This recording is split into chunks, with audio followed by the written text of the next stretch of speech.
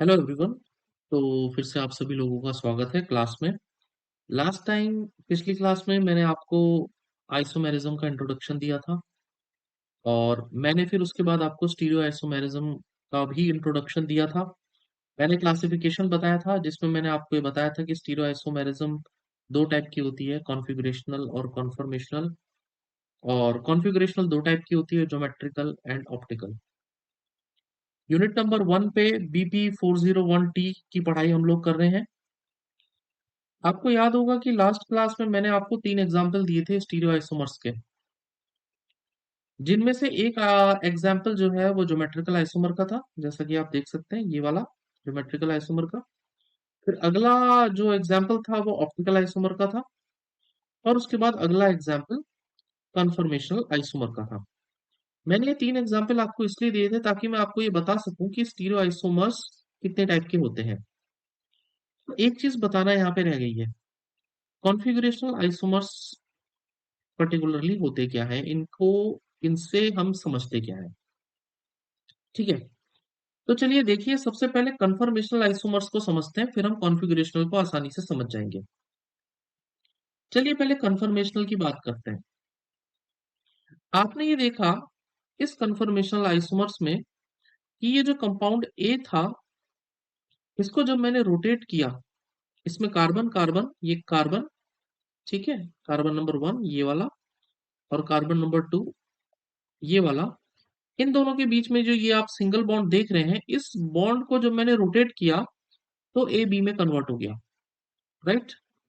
अब आप ये बात बहुत आसानी से समझते हैं कि जब मैं इसे विपरीत दिशा में फिर से रोटेट करूंगा तो ए बन जाएगा, या इसी दिशा में और रोटेट करूंगा बी को तो फिर से ए आ जाएगा। तो आप ये देख रहे हैं यहां पर मुझे ए आइसोमर को बी आइसोमर में चेंज करने के लिए किसी भी प्रकार से बॉन्ड को तोड़ने की जरूरत नहीं पड़ी है। यानी कि मैं एक पॉइंट यहां पर लिख देता हूं, आप समझ जाएंगे। मैं बात कर रहा हूं कन्फर्मेशनल आइसोमर्स की। आप देख रहे हैं कि कन्फर्मेशनल आइसोमर्स में convert one isomer into another,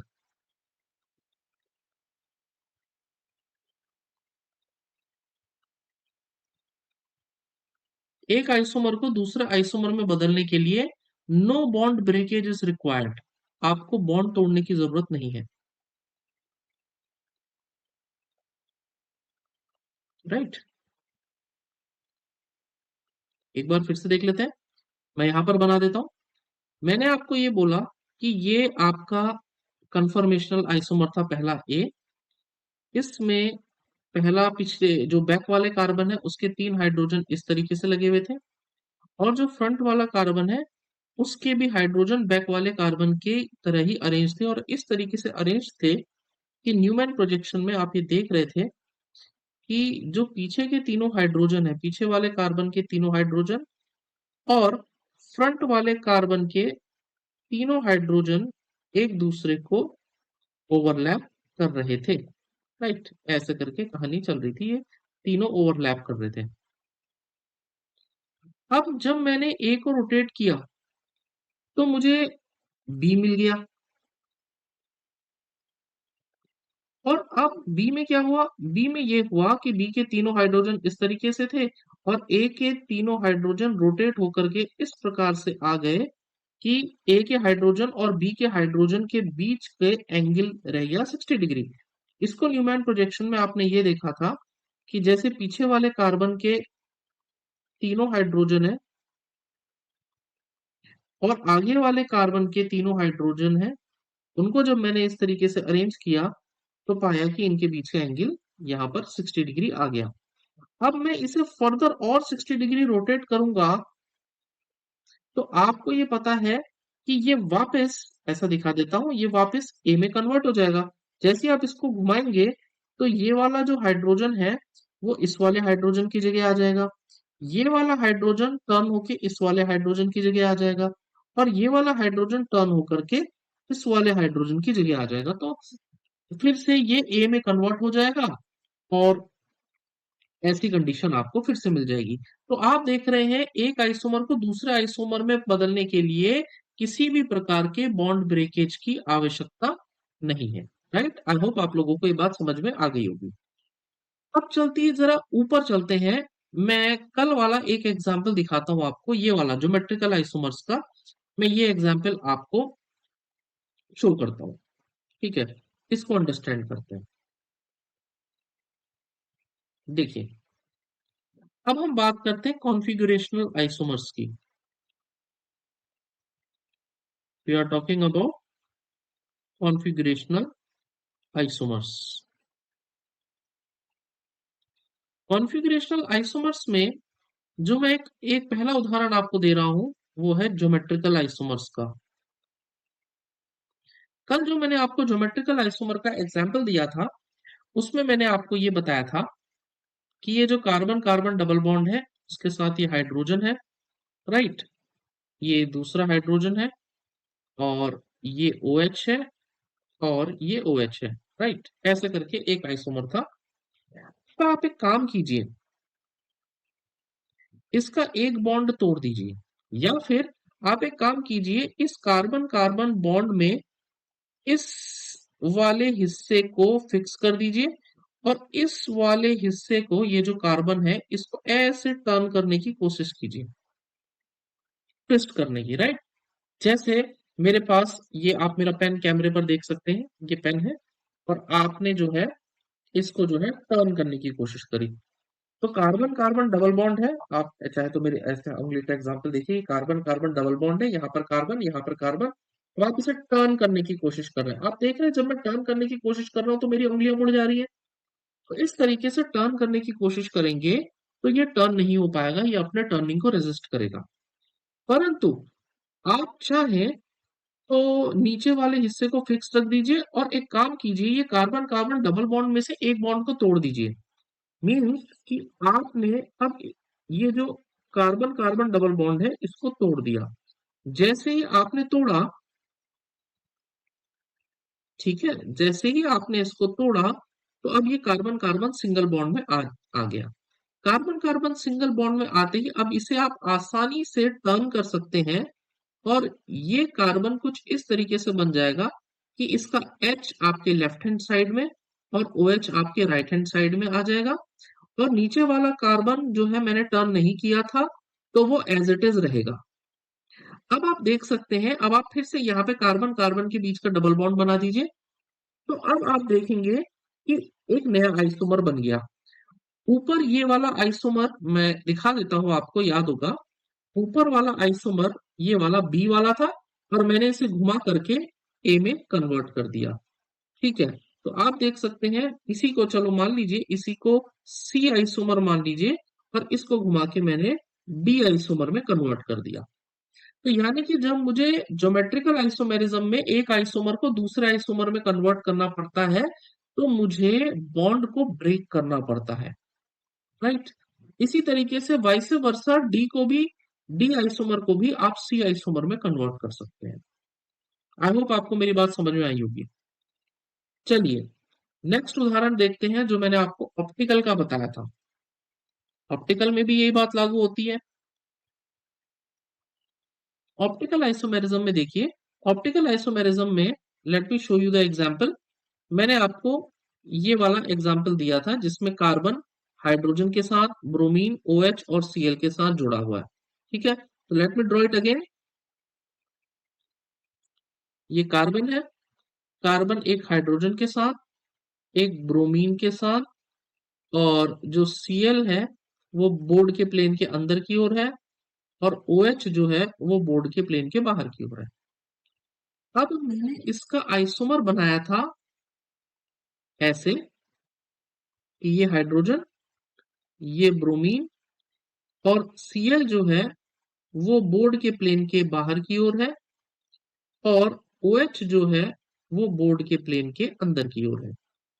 मैंने आपको ये बताया था कि ये दोनों ऑप्टिकल आइसोमर्स हैं। अगर आप देखेंगे, अगर आप इसको शीशे के सामने रखें, तो आप ये पाएंगे कि ये दोनों एक दूसरे की मिरर इमेजेस बनते हैं। ठीक है, ये मैं आपको 3D में एटॉमिक मॉडल्स में करके दिखाऊंगा। अभी फिलहाल आप मेरी बात को मान लीजिए कि ये दोनों एक दूसरे की मिरर इमेज होते हैं।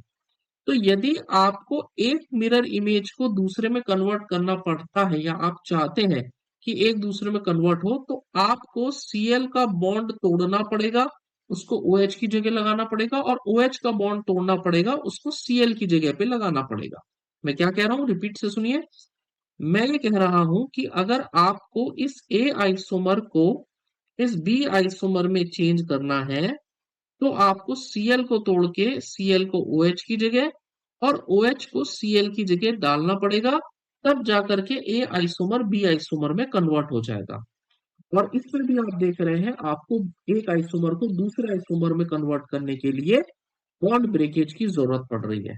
तो यहां से हम समझते हैं कॉन्फ़िगरेशनल आइसोमर को। कॉन्फ़िगरेशनल आइसोमर क्या होते हैं? कॉन्फ़िगरेशनल आइसोमर्स वो आइसोमर्स होते हैं जिनमें आपको एक आइसोमर को दूसरे में कन्वर्ट करने के लिए बॉन्ड को ब्रेक करना पड़ता है। So the configurational isomers are those which can be converted to each other by breaking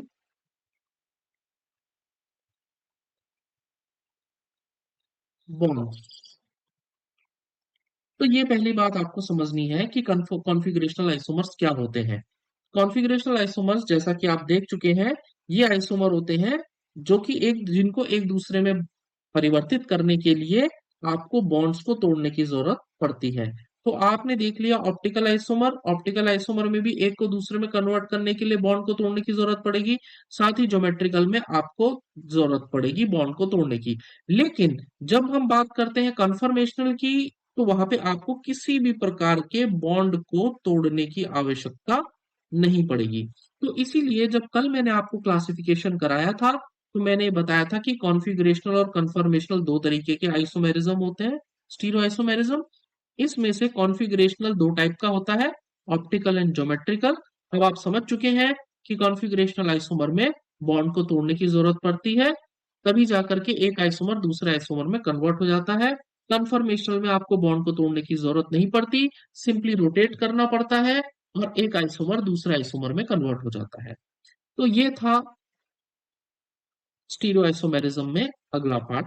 I hope आप लोगों को समझ में आ गया होगा। फर्दर आप लोगों को मैं यूट्यूब शॉर्ट्स में या अगली वीडियो में मैं यही बात बॉन्ड ब्रेकिंग और बॉन्ड फॉर्मिंग, ये मैं आप लोगों को 3D एटॉमिक मॉडल्स के भी थ्रू समझाऊंगा। तो आपके लिए और भी आसान हो जाएगा, इस वीडियो के लिए आपको एक सपोर्ट लर्निंग भी मिल जाएगी। अच्छा, अब हम चलते हैं आगे। आज जो हम बात करेंगे, जो आज जिस मेन टॉपिक को हमें करना है, वो हम चल रहे हैं ऑप्टिकल आइसोमेरिज्म की ओर। We are talking about optical isomerism. ठीक है। ऑप्टिकल आइसोमेरिज्म को जानने से पहले आपको जानना जरूरी है ऑप्टिकल एक्टिविटी को।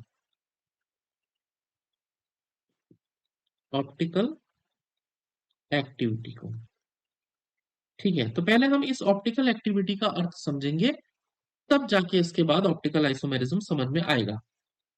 नाउ समझिएगा लाइट को।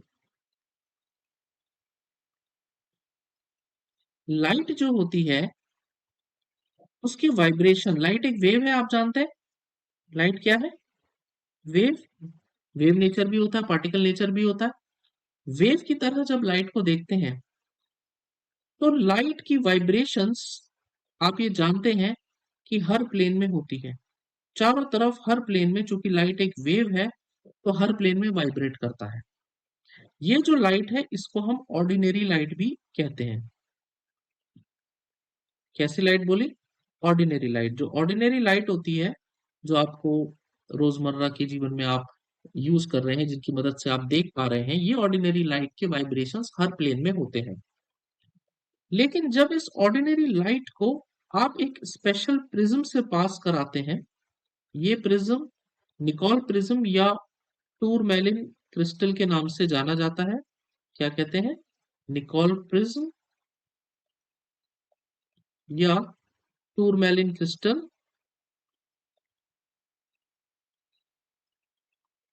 तो टूरमैलिन क्रिस्टल इनमें से पास करते हैं, तो ये लाइट्स के वाइब्रेशन सारे प्लेन में खत्म हो जाते हैं और एक ही प्लेन में रह जाते हैं, लाइक दिस। तो ये एक ऑर्डिनरी लाइट थी, जैसा कि आप देख रहे हैं। आपने इसको निकोल प्रिज्म या टूरमैलिन क्रिस्टल से जो है पास कराया। जैसे ही आपने इसको पास कराया, आपने ये देखा कि इसके सारे प्लेन के वाइब्रेशंस खत्म हो गए, केवल एक ही प्लेन में बचे हैं, एक सिंगल प्लेन में वाइब्रेशन रह गए हैं। ये जो सिंगल प्लेन में वाइब्रेशन है, आप ध्यान रखें, ये वही प्लेन है जो प्लेन इस प्रिज्म की एक्सिस के पैरेलल होता है। ये जो डॉटेड लाइन मैंने बना रखी है, ये आपका प्रिज्म की एक्सिस है। ठीक है, प्रिज्म की एक्सिस है। तो जो प्लेन या जो वाइब्रेशन, आप ये देख सकते हैं, मैं पर्टिकुलरली इस वाइब्रेशन की बात कर रहा हूं। ये वाली वाइब्रेशन जो है इस एक्सिस के पैरेलल थी, समानांतर थी, इसके अलोंग थी। तो ये इसमें से पास हो गई, बाकी की कोई वाइब्रेशंस पास नहीं हो पाई, वो कट गई। तो इसीलिए जो अब वाइब्रेशंस बची, वो सिर्फ और सिर्फ एक ही प्लेन के अंदर रह गई। इस तरीके की लाइट को हम कहते हैं प्लेन पोलराइज्ड लाइट। कैसी लाइट बोलते हैं बच्चों? प्लेन पोलराइज्ड लाइट के नाम से हम इसको जानते हैं। हिंदी मीडियम वाले इसको समतल ध्रुवित प्रकाश के नाम से जानते हैं। समतल ध्रुवित प्रकाश। ठीक है बच्चों, समतल ध्रुवित प्रकाश या प्लेन पोलराइज्ड लाइट के नाम से हम इसको जानते हैं। ये जो प्रिज्म जिसने इसको प्लेन पोलराइज्ड लाइट में बदला है ऑर्डिनरी लाइट को, इसको हम कहते हैं polariser.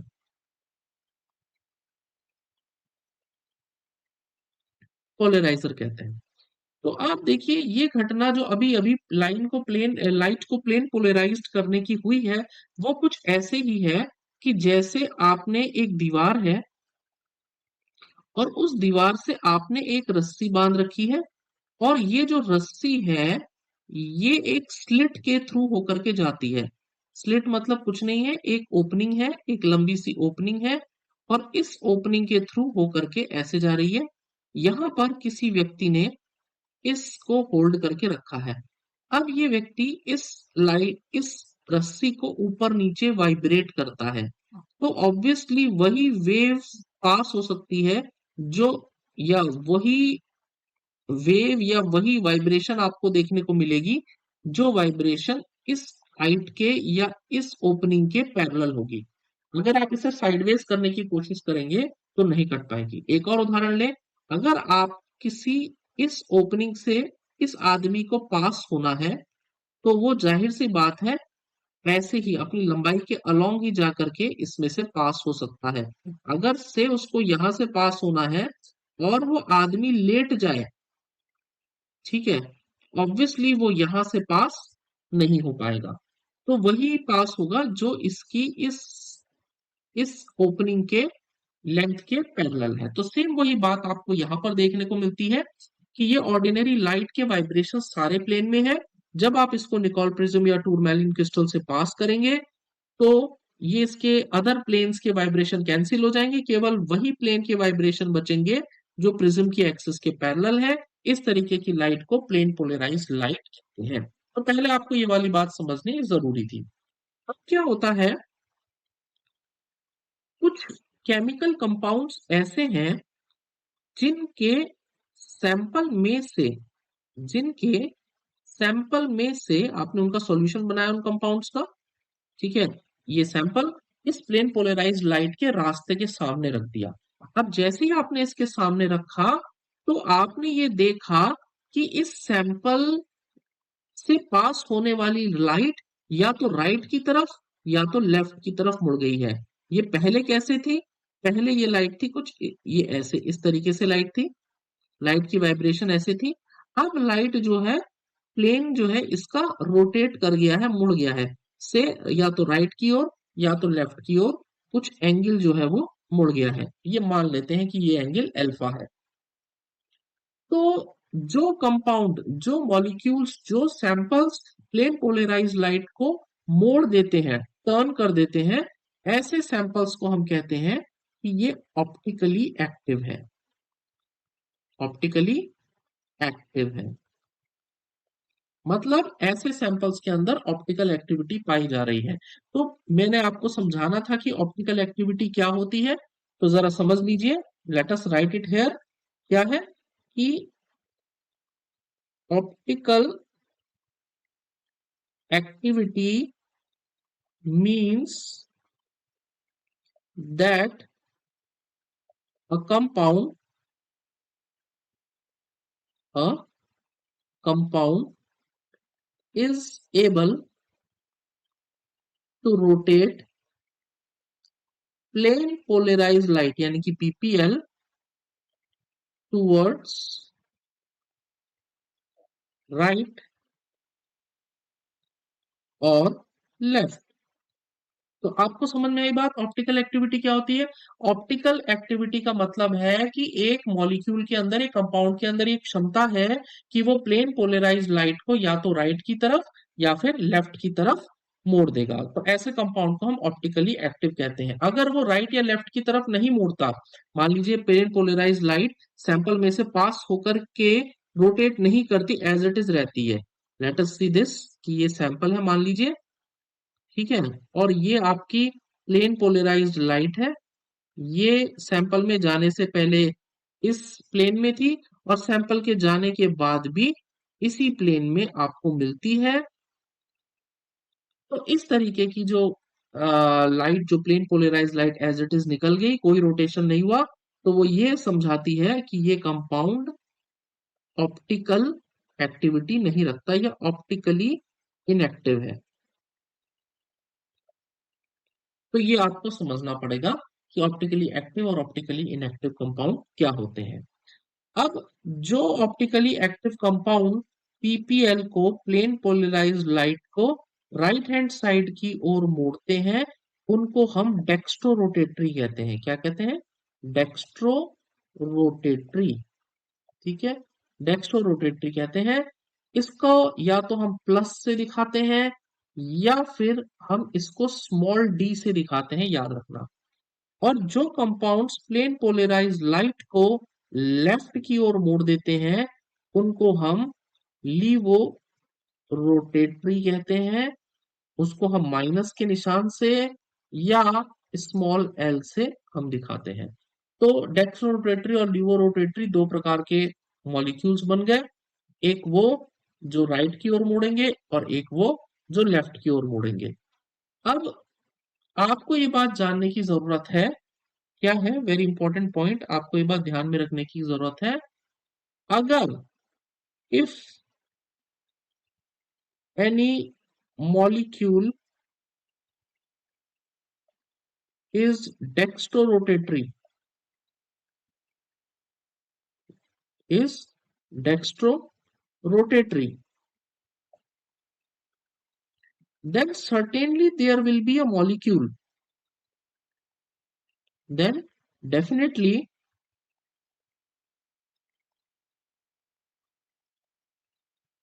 there will be a molecule which is levorotatory।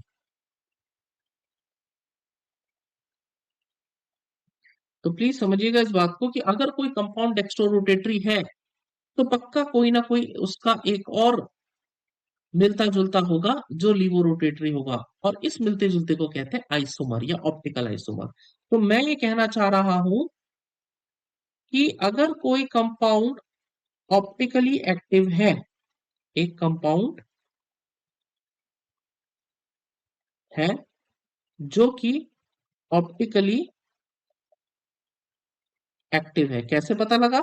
Optically active ऐसे है क्योंकि प्लेन पोलराइज लाइट को राइट की ओर या लेफ्ट की ओर मोड़ता है। तो अगर वो ऑप्टिकली एक्टिव है, तो ऑब्वियसली उसके ऑप्टिकल आइसोमर्स होंगे, ऑप्टिकल आइसोमर्स प्रेजेंट होंगे। तो एक आइसोमर उसमें होगा डेक्स्ट्रो रोटेटरी या डी, और दूसरा आइसोमर होगा उसमें लीवो रोटेटरी यानी कि एल। तो आई होप आप लोगों को ये बात समझ में आई होगी।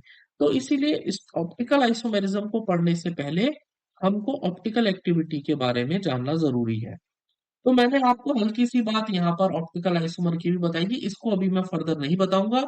मेन अभी बात एक चीज और करनी है।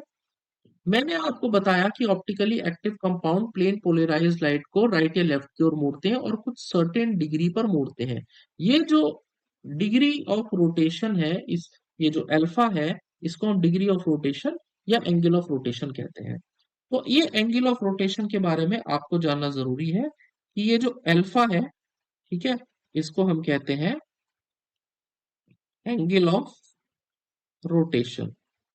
ठीक है, ये अल्फा बड़ा इंपॉर्टेंट टर्म है क्योंकि ये कुछ चीजों पर निर्भर करता है। ये किन किन की चीजों पर डिपेंड करता है? इट डिपेंड्स ऑन, ये अल्फा जो है, पहला ये डिपेंड करता है जो मॉलिक्यूल है इसके नेचर पे। तो नेचर ऑफ द मॉलिक्यूल, जो मॉलिक्यूल ऑप्टिकली एक्टिव कंपाउंड आप ले रहे हो उसके नेचर पे डिपेंड करता है। क्या है जरा ध्यान से समझिए, ये कहना चाह रहा है कि कोई कंपाउंड प्लेन पोलराइज लाइट को कितना डिग्री मोड़ेगा, ये डिपेंड करता है कि उसका अपना नेचर क्या है। दूसरा, ये उसकी उस मॉलिक्यूल की कंसंट्रेशन पर भी निर्भर करता है, सांद्रता पर भी निर्भर करता है कि किस कंसंट्रेशन में आपने ले रखा है। तीसरा, ये इस बात पर भी निर्भर करता है कि आपने उस मॉलिक्यूल को किस सॉल्वेंट के अंदर लिया है। तो सॉल्वेंट का भी बहुत बड़ा प्रभाव पड़ता है। चौथा, ये इस बात पर भी निर्भर करता है कि जिस सैंपल के अंदर आप ले रहे हो, जिस ट्यूब के अंदर, जिस सैंपल के अंदर आप ले रहे हो, उस ट्यूब की लेंथ कितनी है। तो सैंपल की ट्यूब लेंथ क्या है, इस पर भी निर्भर करता है। पांचवा, ये इस बात पर भी निर्भर करता है कि टेम्परेचर कितना है।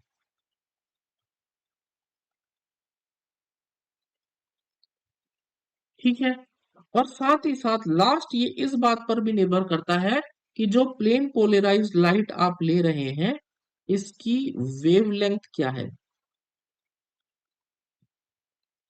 तो ये पांच या छह चीजें हैं जिन पर हमारा ये एंगल ऑफ रोटेशन निर्भर करता है। तो इसलिए एंगल ऑफ रोटेशन बड़ा इंपॉर्टेंट चीज है, आपको समझ में आनी चाहिए।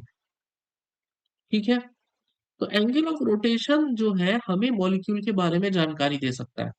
जैसे मॉलिक्यूल का अपना मॉलिक्यूलर वेट होता है, अपना रिफ्रैक्टिव इंडेक्स होता है, बिल्कुल इसी तरीके से उस मॉलिक्यूल का अपना, जो ऑप्टिकली एक्टिव है, यदि मॉलिक्यूल ऑप्टिकली एक्टिव है तो उसका अपना एक एंगल ऑफ रोटेशन भी होगा। तो किसी मॉलिक्यूल को पहचानने के लिए हम एंगल ऑफ रोटेशन को का एक नया रूप लेते हैं जिसको हम कहते हैं स्पेसिफिक एंगल ऑफ रोटेशन। क्या कहते हैं? Specific angle of rotation. तो स्पेसिफिक एंगल ऑफ रोटेशन जो है, ये हम मॉलिक्यूल को पहचानने के लिए इसका सहारा लेते हैं। क्या है स्पेसिफिक एंगल ऑफ रोटेशन, जरा ये समझिए। यदि आप टेम्परेचर ले लें, पांचवा पॉइंट जो आपका ये था, टेम्परेचर, टेम्परेचर ले लें 293 केल्विन। जो लाइट आप प्लेन पोलराइज्ड लाइट ले रहे हैं उसकी जो वेवलेंथ है, वेवलेंथ को लैम्डा से दिखाते हैं, इसको ले लें डी लाइन ऑफ सोडियम, जो कि होती है 589.3 नैनोमीटर। अगर हम पाथ लेंथ,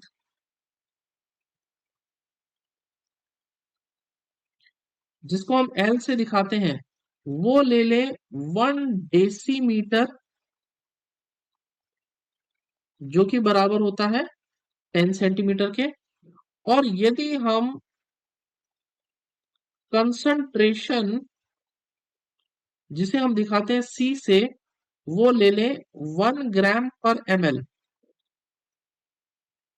तो इस केस में जो एंगल ऑफ रोटेशन है, ठीक है, वो बन जाएगा स्पेसिफिक एंगल ऑफ रोटेशन।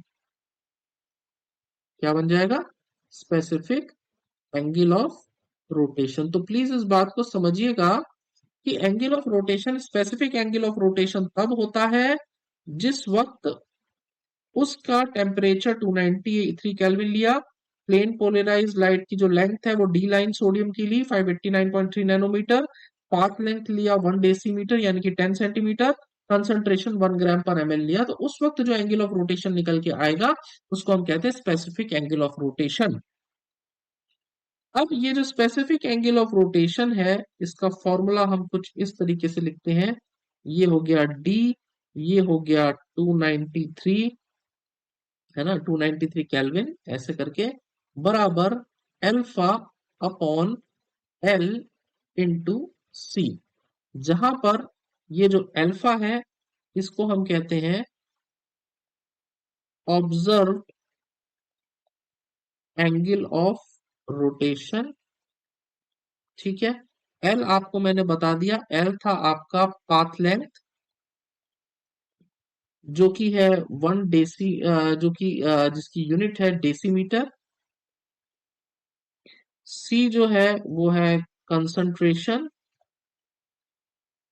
जो कि नापी जाती है ग्राम पर एमएल में। तो इस तरीके से आपका ये आ गया। आप प्रैक्टिकली कैसे निकालेंगे स्पेसिफिक एंगल ऑफ रोटेशन? आपने कुछ नहीं करना है, मैंने आपको दिया होगा एक सैंपल, ठीक है, मैंने आपको एक सॉल्यूशन दिया होगा, एक सैंपल दिया होगा, मैं आपसे बोलता हूं, आपसे क्वेश्चन है कि आप इसका फाइंड स्पेसिफिक रोटेशन आप इसका निकालिए। तो आप कहेंगे सर कोई दिक्कत नहीं है, बहुत आसानी से निकाल लेंगे। आप क्या करेंगे, इस सैंपल को ले जाएंगे, इस सैंपल को पोलैरिमीटर जो है इंस्ट्रूमेंट में रखेंगे। जो अभी इंस्ट्रूमेंट आपने ऊपर देखा है जिसमें आपका ये लाइट को निकोल प्रिज्म में से पास कर रहे हैं, ये जो इंस्ट्रूमेंट आप यहाँ पर देख रहे हैं ये ऑप्टिकल एक्टिविटी को नापने के लिए यूज किया जाता है और इस इंस्ट्रूमेंट को हम कहते हैं पोलैरीमीटर। तो याद रखिए पोलैरीमीटर का यूज क्या है? ऑप्टिकल एक्टिविटी को नापना, ठीक है, to measure the optical activity, to measure the angle of rotation. तो मैं यहाँ लिख देता हूं किस लिए यूज किया जाता है, टू मेजर एल्फा यानी कि एंगल ऑफ रोटेशन, और एंगल ऑफ रोटेशन है तो ऑप्टिकली एक्टिव है। तो सैंपल को पोलैरीमीटर में डालिए, पोलैरीमीटर में डाल करके आप क्या फाइंड कीजिए, फाइंड एल्फा। अब एल्फा की वैल्यू आपको पता लग गई, एन की वैल्यू आपको ऑलरेडी पता होगी, आपको नोन होगी, कंसंट्रेशन कितने में लिया है वो भी आपको नोन होगा। तो इस तीनों डेटा को आपने यहाँ लिया और आपने यहाँ इस फॉर्मूले के अंदर रखा और इस फॉर्मूले में रख करके आपको यहाँ से स्पेसिफिक एंगल ऑफ रोटेशन पता लग गया।